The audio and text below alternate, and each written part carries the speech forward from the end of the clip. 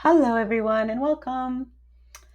If you've ever looked at a child's behavior and wondered what's really going on, you're in the right place. I'm Dr. Carol Leibovich-Menkes, and today's webinar is Behavior, Sensory Needs, and Regulation Demystified. I'll break down these tricky topics in an easy way and share practical tips you can use to support kids both at home and in the classroom. I'm also the author of a new children's book, My Brain, My Body, and Me, The Inside Story.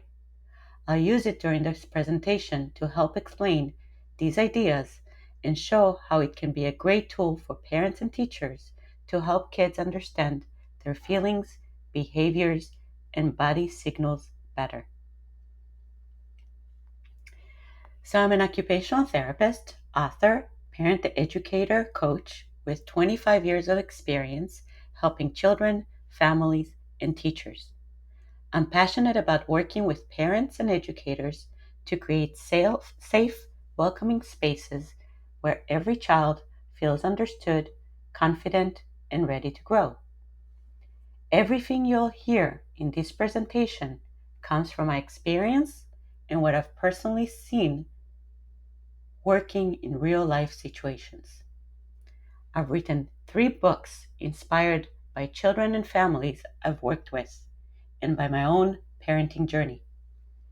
On the Road to Handwriting Success, a practical resource for parents and teachers to understand and support handwriting and learning challenges. My Brain, My Body, and Me, The Inside Story, a child-friendly, neurodiversity affirming book that builds emotional literacy, mindful awareness, and self-regulation.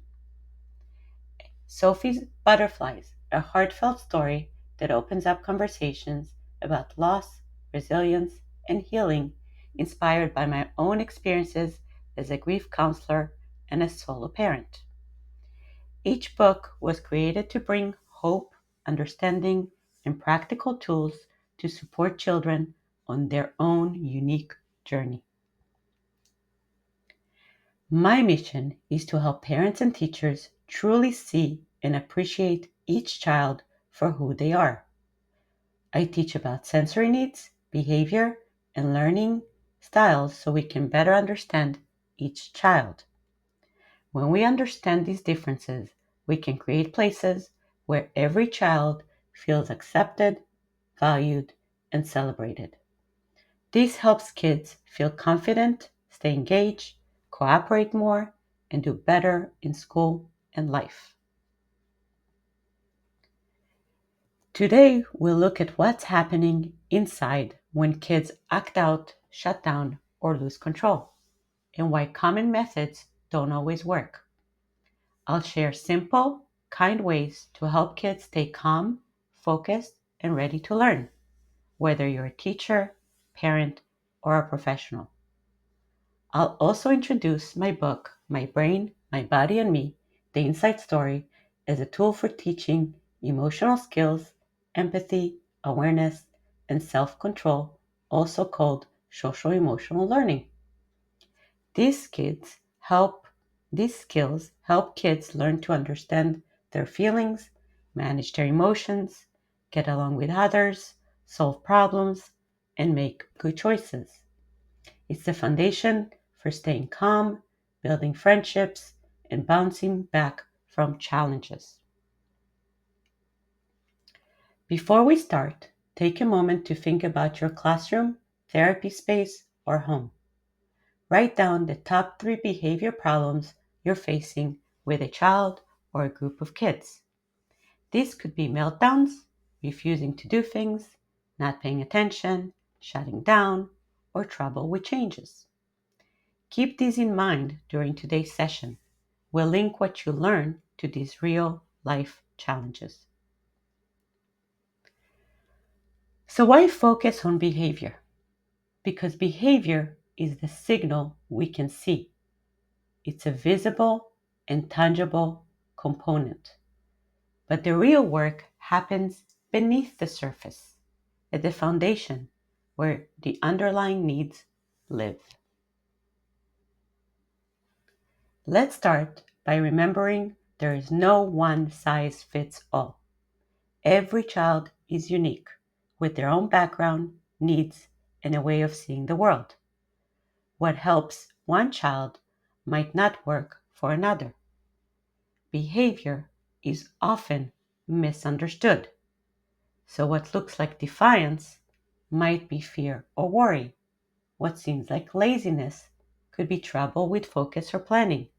What feels like disrespect might mean the child is overwhelmed or feels unseen.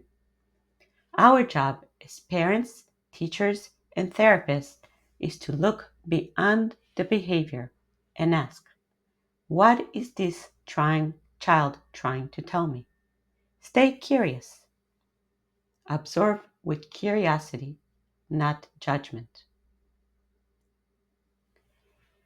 When we look past the behavior, we can understand that it's usually not always because a child is saying, I won't do it, but at times because child is saying, I cannot do it. I will cover 4 common causes of misbehavior. 1 is feeling unseen or not connected. 2nd, wanting to feel in control. 3rd, struggling with learning. 4th, needing help with sensory challenges. 5th, lack of self-regulation. And 6th, basic needs like sleep, food, or safety are not being met. This image shows that each cause of misbehavior builds on the one below it. If any layer of the pyramid is weak, the layers above become unstable and may collapse. It's like building a building. When the foundation isn't solid, everything on top is at risk of falling apart. Let's start with a common reason kids act out, and that is feeling they don't get enough attention or connection. Kids want to belong and to be truly noticed. Without that connection, they might try to get attention in tough ways. Attention means connection. It's like saying, I see you, you matter. This isn't about stickers or praise.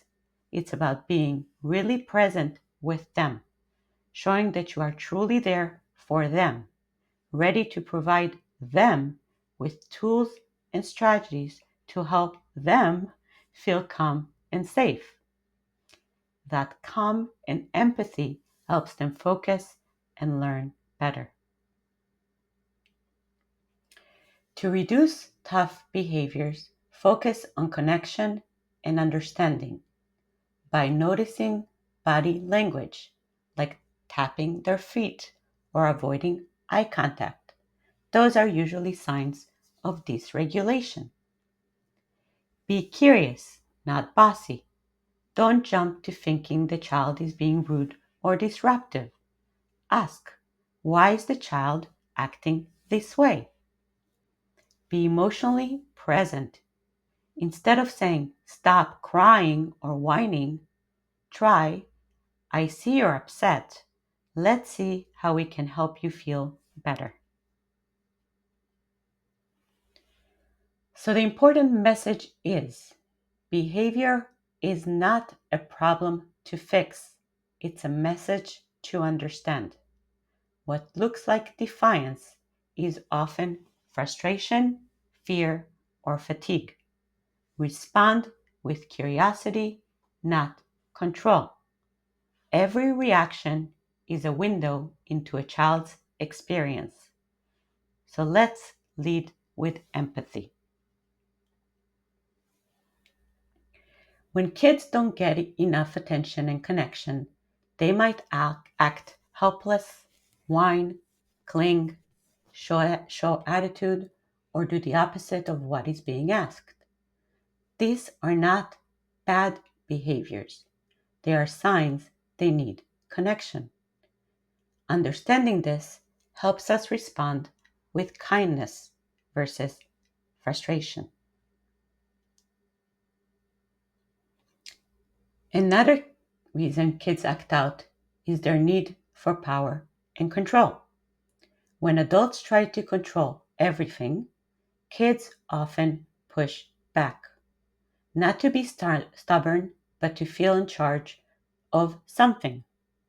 Offering choices is like handing them a small steering wheel. They still go where you need them to go, but they feel like they're the drivers. For example, instead of saying, "Do your worksheet now," try saying, "Would you like to start with math or reading first?" So they still do the work, but they choose how to begin.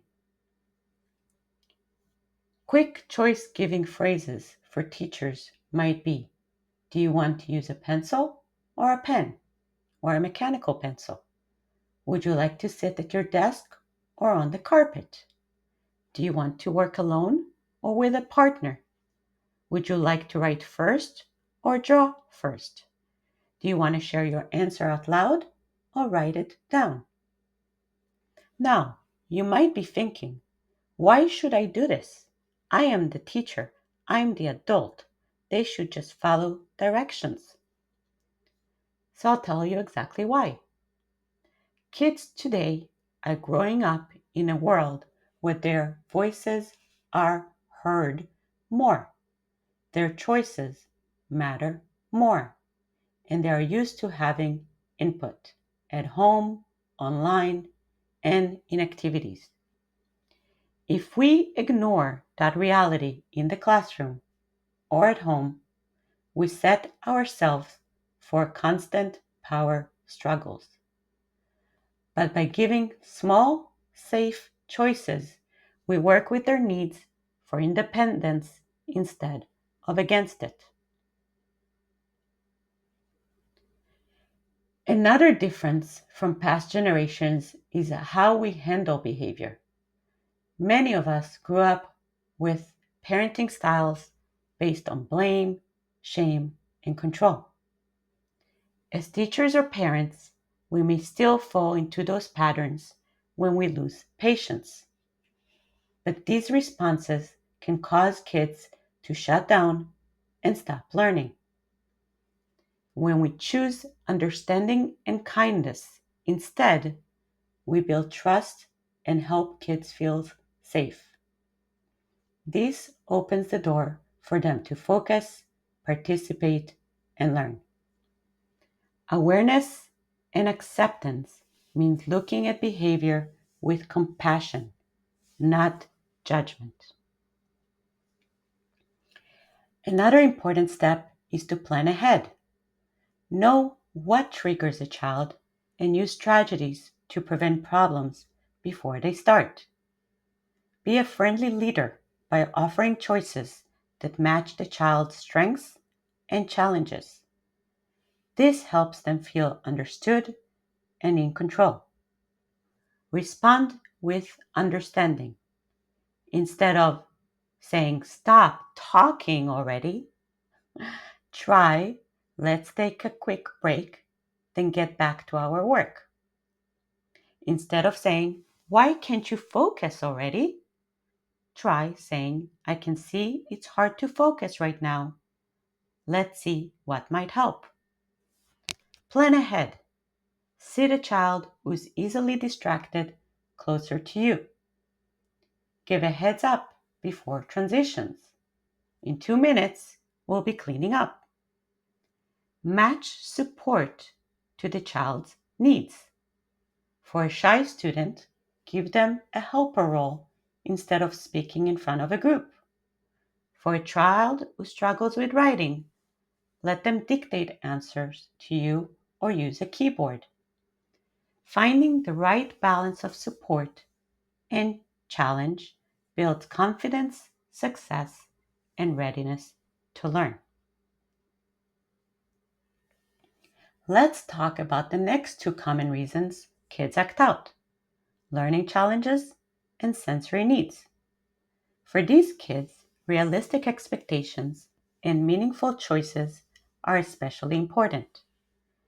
Expectations that are too high can overwhelm them, while expectations that are too low can hold them back. Small adjustments send a big message. I see you, I understand you, and I'm here to help you succeed.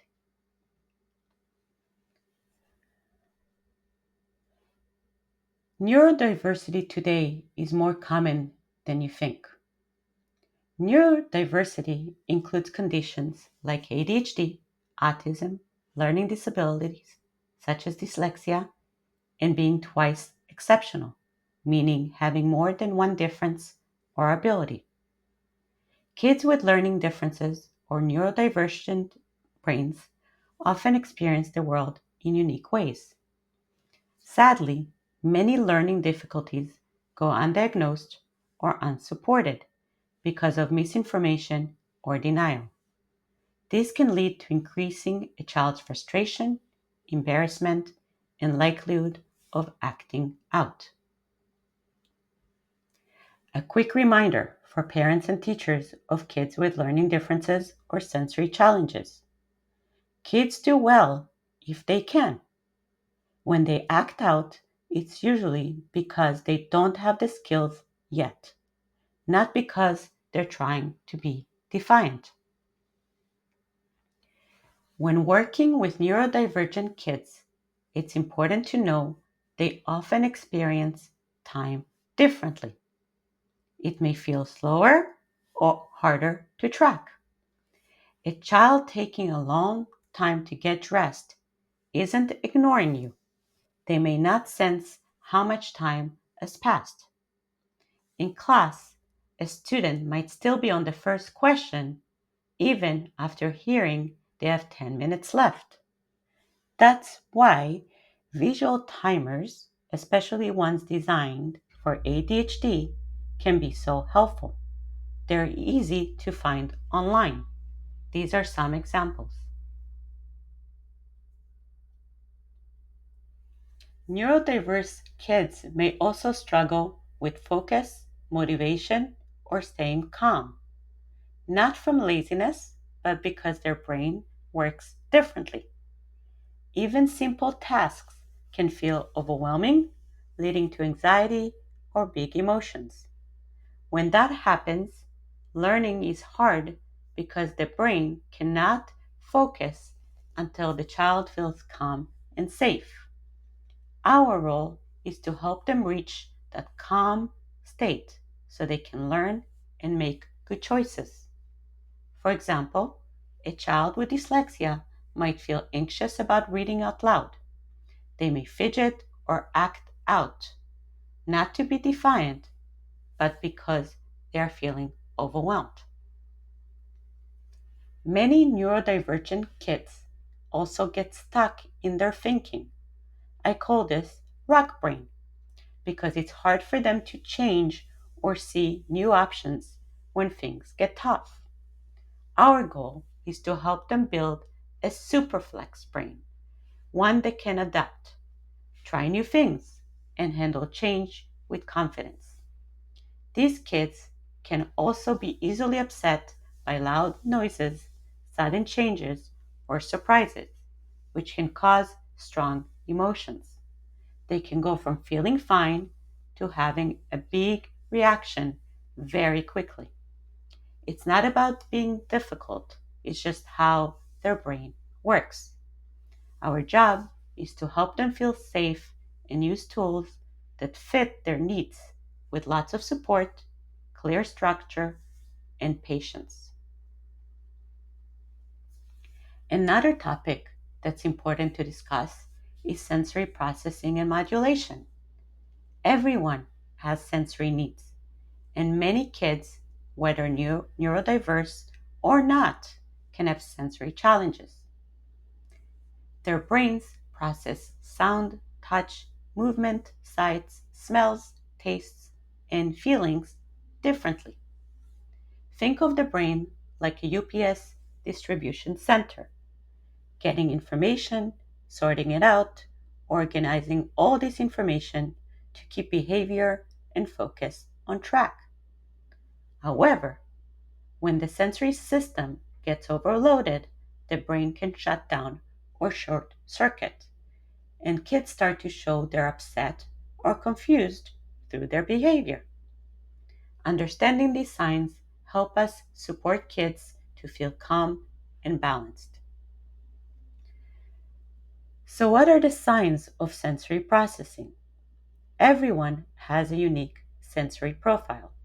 Some kids are hypersensitive. They notice sounds or touch or any other sensory input very easily. Their glass seems to always be overflowing. Other kids are hyposensitive. They need more sensory input to feel calm and focus. So their glass is most of the time half empty. Knowing a child's sensory profile helps us support them better so they stay calm, comfortable, and ready to learn. We want kids to be in the just right zone, not overwhelmed or understimulated. So, hypersensitive kids, the ones that their glass is usually overflowing, avoid things that feel too overwhelming. They're already overwhelmed. For example, they might cover their ears during loud noises, avoid messy play, dislike certain clothes, or be bothered by light touch. Some may also be picky eaters because of smells or textures that feel too strong. On the other hand, the hyposensitive kids, the ones that usually seem like their glass is halfway full, need extra sensory input to feel calm. They may move a lot, rock, spin, jump, or have trouble sitting still. Understanding these behaviors help us know what each child needs and how to support them best. Another reason kids may act out is trouble with self-regulation. That is often linked to sensory processing or learning challenges. They're not acting out because they need more punishment. That's usually what makes it worse. What they really need is for the adults to stay calm and steady. When adults stay calm and create a safe space, kids feel secure. Feeling safe helps them manage their emotions and behaviors better. It's again about connection, not control. So far, we've learned that staying calm, building connection, understanding each child's unique needs, and reducing power struggles helps kids thrive. Another important piece is the social emotional skills. These helps kids manage their feelings and speak up for themselves. This is where my book, My Brain, My Body and Me, The Inside Story, comes in. It supports social emotional learning by teaching kids to recognize their body signals, understand their feelings, and ask for help when they really need it. These skills help kids stay calm, handle challenges, and make good choices. The book is great. Highly recommended. I know I'm biased, but highly recommended. It's based on 25 years of experience working with kids. It is highly recommended for home and classroom use. It helps build empathy and includes all children, no matter their abilities. So the story follows Alex through a typical school day with fun characters that make solving problems simple and memorable. The book gives parents and teachers easy strategies and common language to help kids with everyday challenges. It shows how the brain, body, and emotions work together to shape behavior. So you have the sensor squad, which tells us how the body takes in sensory information.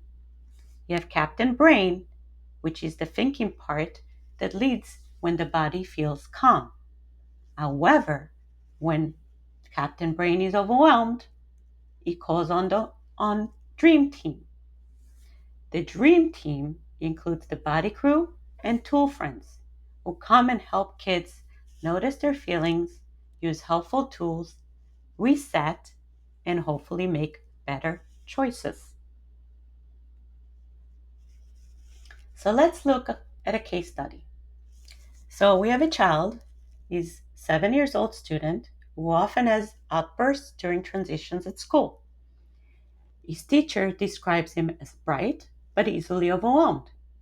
He shuts down or yells when asked to switch activities or join group work. So the teacher decided that the best intervention is to read My Brain, My Body, and Me to the class, not just to Nathan. Nathan and the class connected with the characters, the Captain Brain, Sensor Squad, Body Crew, and Tool Friends. He and his classmates began to understand that his body was giving him clues before he lost control. So what did Nathan learn? Also the classroom did at the same time. He learned to name his feelings by saying, I feel nervous, or I feel worried, or I feel anxious, based on how his body felt. He noticed that when he felt those emotions, his heart raced, his fists tightened, and he realized these were signs of anxiety coming on. And he knew that at this moment, his sensor squad was in charge, not his Captain Brain. The book taught him and his classmates to see these signals as signs to call on his body crew and tool friends for help. He used tools like breath bubble and cool down cube to calm down and feel safe. These tools help Nathan stay in control and confidently share what he needed. So what was the outcome? Nathan began recognizing his body signals and connecting them to feeling words instead of having to yell or lose control. With support and practice, he learned to self-advocate, very important concept, by asking for specific body crew and tool friends to help with breaks and calming strategies. He returned to class activities with greater confidence.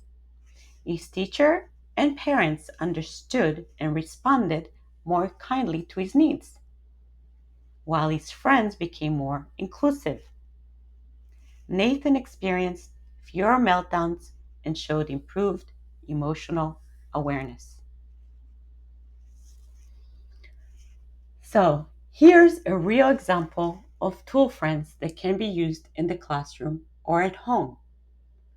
They are not all included in the storybook, but you can include them as tool friends in your classroom. That's what's amazing about this book. You can use the same concepts with flexibility to tailor it to your specific need or the child's specific needs. I believe every classroom and home should have a cool down corner stocked up with these helpful tools. So for example, a visual timer, which we spoke about. It could be an ADHD timer or a countdown with verbal warning. There's 5 minutes left. Remember, many kids don't have a concept of what 5 minutes mean. So showing it to them visually is much more productive. Have noise canceling headphones in that cool down corner for kids that get overwhelmed by too much talking, too much noise, too much information. Hang posters, show short videos, or read social stories. In time of transitions, provide a child with transition object, a favorite toy, or an item to carry between places for increased confidence and feeling of safety. Offer a preview of the next activity by using visual charts. Have lava lamps or rice beans or bubbles in the calm corner to offer comfort and a self sense of control. Use a beanbag for improved proprioceptive input.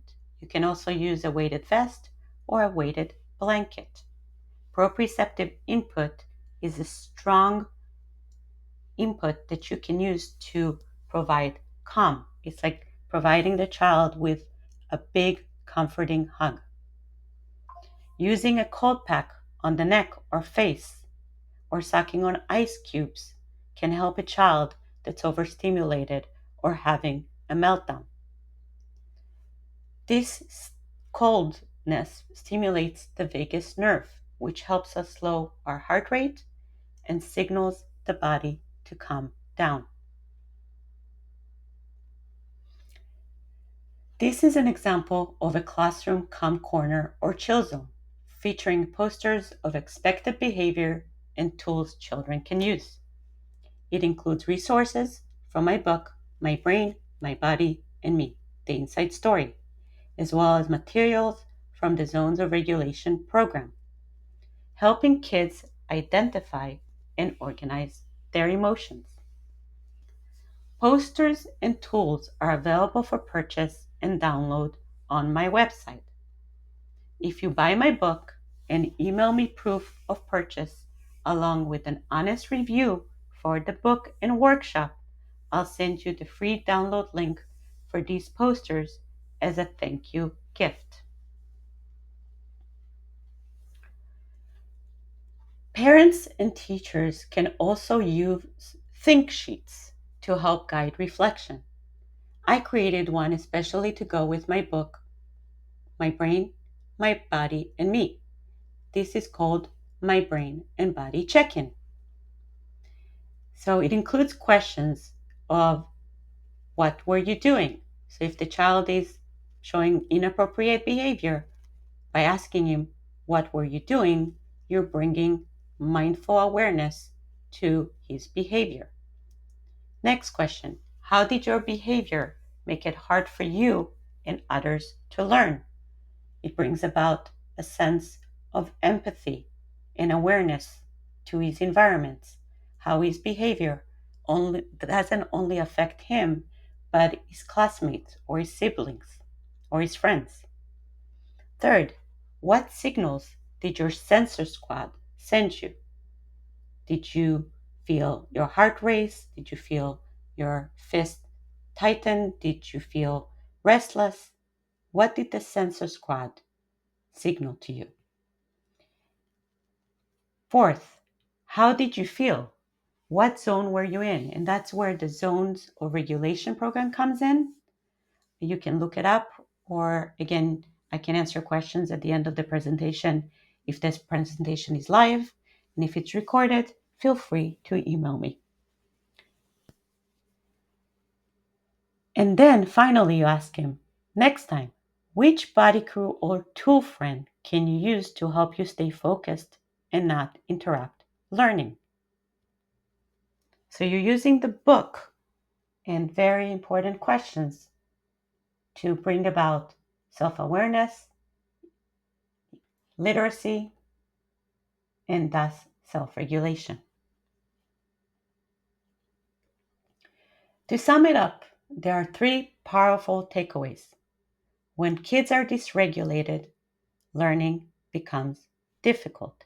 They cannot process rewards, stickers, consequences, or reason. They need to be calm before you can have an actual conversation and go over something like the thinking sheet or the brain check-in. Co-regulation first, teach second. Make sure you, the teacher or parent, are calm before you face the child, before you try to get him to calm down. If you are triggered, if you're overwhelmed, if you are at a loss of patience, obviously you're going to bring that energy to the child. and the child picks up on that energy, and it makes it harder for him to calm down. So make sure you bring your positive energy and calm energy before you face the child that's having a meltdown. Third, emotional literacy plus mindful awareness equals self-regulation, which equals social emotional learning. If your child struggles with focus, big feelings, or sensory overload, this book is for you. My Brain, My Body, and Me. The Inside Story is a beautifully illustrated journey told through the eyes of Alex, a curious, sensitive child navigating a world that often feels too loud, too fast, too much. Inside Alex lives a brain-body crew, a team of colorful characters with special tools to help him calm down, speak up, and feel in control. Their message is clear: Alex doesn't need correction. He needs validation, connection, compassion, and the right tools to thrive. Created by pediatric occupational therapist Dr. Carol Leibovich-Menkes, this story helps highly sensitive or neurodivergent children make sense of their bodies, their brains, and the behaviors that so often get misunderstood. Delivers a powerful message. This child isn't broken. They just experience the world differently. With warmth and whimsy, this story builds emotional literacy, mindful awareness, and self-regulated children while equipping parents, educators, and therapists with the insight and tools they need to help them thrive. Available now in paperback at Amazon and KarenOrProject.org. Get your copy today and light the way to greater understanding, connection, and growth. If your child struggles with focus, I hope you enjoyed the video. So, some of the reviews of my book and program from My Brain, My Body, and Me, The Inside Story. From a therapist, what a wonderful resource to educate and normalize neurodivergent kids and their families. Another one, a parent and a child diagnosed with ADHD. Excellent book, 100% recommended. My 9-year-old loved it. He read it in one night. It's very descriptive with emotions, and it connects beautifully with the reader. 100% recommended. It's a great gift for kids at that age to understand what they're going through. Excellent book. If you want more reviews, you can find some on Amazon. So don't forget, every child can learn, just not on the same day or in the same way. Don't forget to check out my website, KarenOrProject.org, for free downloadable resources and sign up for my newsletter, packed with practical tips to support learning, growth, and success at home and in the classroom. You'll also find purchase links to all my books, which again, I highly recommend. Also check out my Instagram page at Parenting2Go. Finally, if you're attending the webinar live, I'll stay after the presentation to answer any additional questions. Whether you're here live or watching the recording, feel free to email me anytime at drcarol@karenorproject.org or info@parenting2gocoaching.com. Thank you again for joining me in my mission to empower children, support families, and inspire educators everywhere. I hope to see you again in another webinar, online event, or course. Thank you so much, and maybe even see you in person. Looking forward. See you next time.